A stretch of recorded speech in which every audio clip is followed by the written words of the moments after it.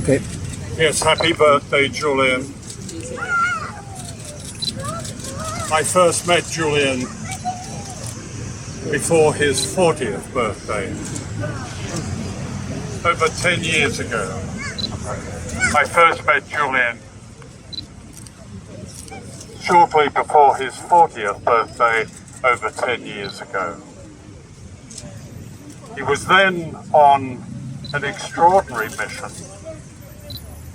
that if anyone who knew him well and understood his work would know this was a democratizing mission and a very moral one. That's the thing that struck me about Julian and his work when I first met him, that his was a moral mission.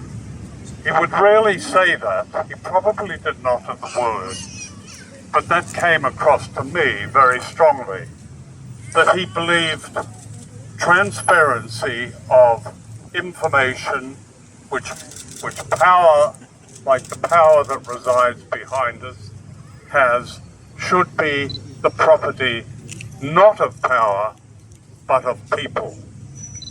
But we as journalists, and he as a journalist, was the agent of people, not as power. That's what journalists should be. He believed that very strongly. I understood that immediately because that's what I've always believed. And I suppose probably for that and other reasons, a certain bond grew between us quite early. But his whole mission was, in a sense, to rescue the democracy that is being so diminished day after day in countries that say they are democracies.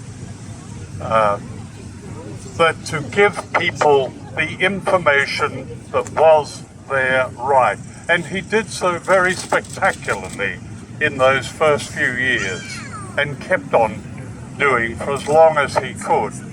People were given information upon which they could act in a democratic fashion.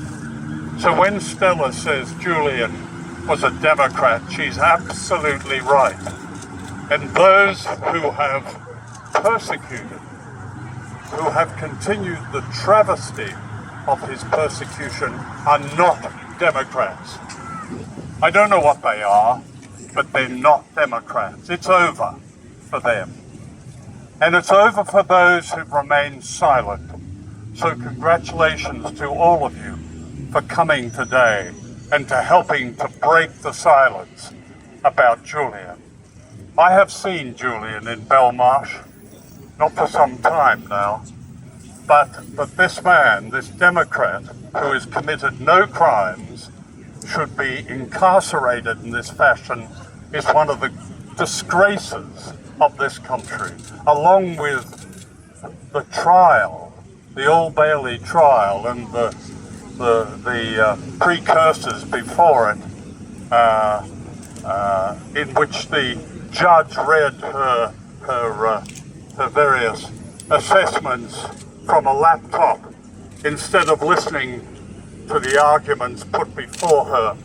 The whole thing was not a legal case, as Stella says. It was a political trial on the level of those that were staged in a different form, but the same as those that were staged in Eastern Europe in the 1950s. And that's a disgrace in this country with its statues to freedom and democracy and its iconic building here behind me.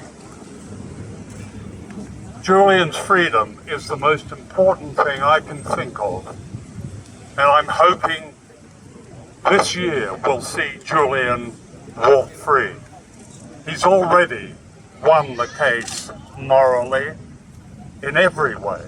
He's won it legally in that the judge, although ignoring the main arguments that his incarceration was an attack on our basic freedoms, freedom of press, freedom of speech, everything, which it is, although ignoring those arguments, has freed him. The fact that he is still in Belmarsh is beyond discussion in its travesty.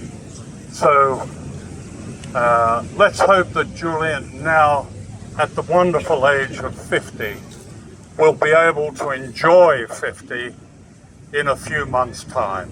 That's what that should be our greatest hope, because this man is a Democrat on the of an equality to those like Thomas Paine. He must be free. So happy birthday, Julian. Happy birthday.